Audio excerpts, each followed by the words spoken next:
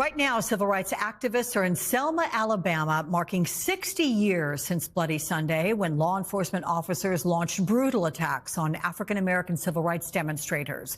Officers deployed tear gas, fired water cannons, and unleashed dogs on marchers who were pressing for the right to vote. Joining me from Selma at the National Voting Rights Museum is our dear friend, the Reverend Al Sharpton, founder of the National Action Network and host of Politics Nation here on MSNBC. He is hosting his show from there today, and that may indeed be the set for you, Rev. Talk about the mood there today and what you're hearing from folks who are observing this milestone anniversary. Well, the mood is that they're determined to not only remember what happened 60 years ago, but to maintain that there not be this continued assault on voting rights today.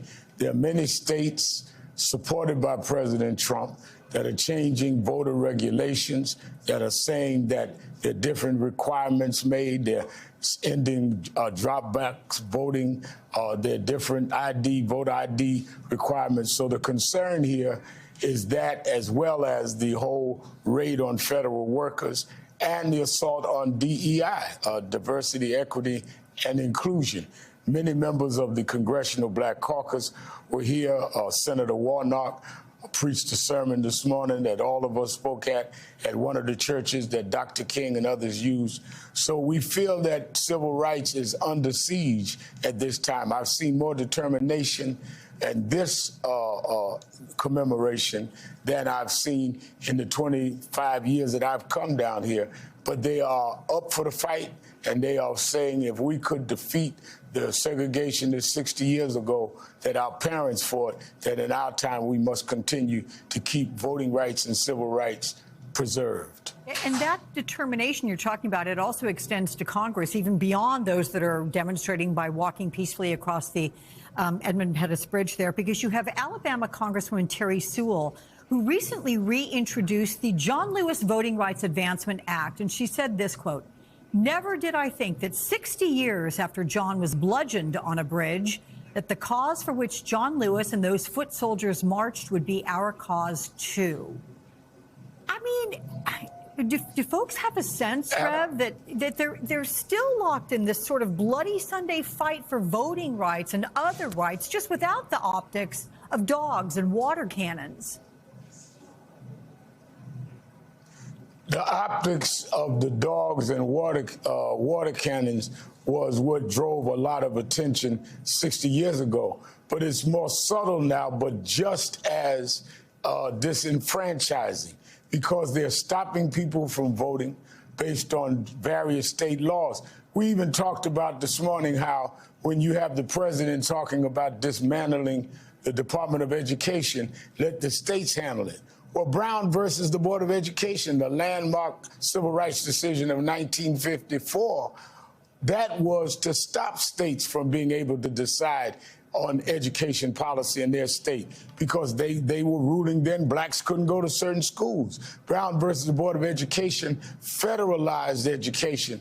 This president is trying to bring it back to a state's rights, starting with education. If they get away with it there, who knows where it will go to from there.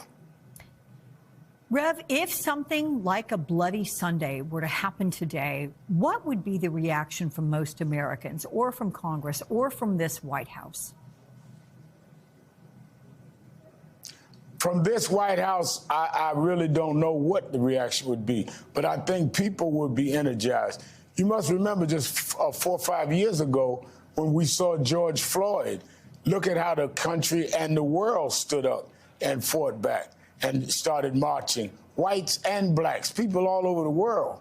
And that awakened to where it was private sector corporations that came out saying, we have to do something about diversity. Diversity, equity, and inclusion started as a result of George Floyd, just like the beating on the Edmund Pettus Bridge was the thing that inspired Voter Rights Act of 1965.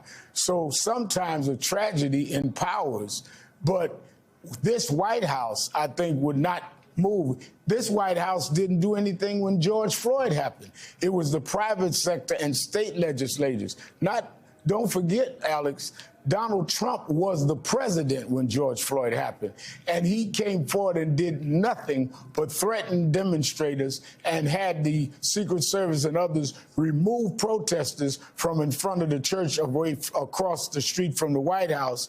And that's when he went out there with a Bible and lectured us about protesting and never lectured about the killing of George Floyd that was on film.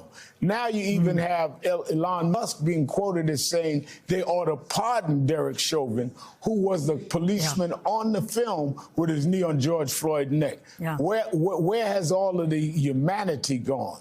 Yeah, you mentioned that St. John's Church. I remember Donald Trump standing there holding the Bible upside down in his hand. Duly noted. Rev, it's going to be a great show. We'll all be tuning in for it.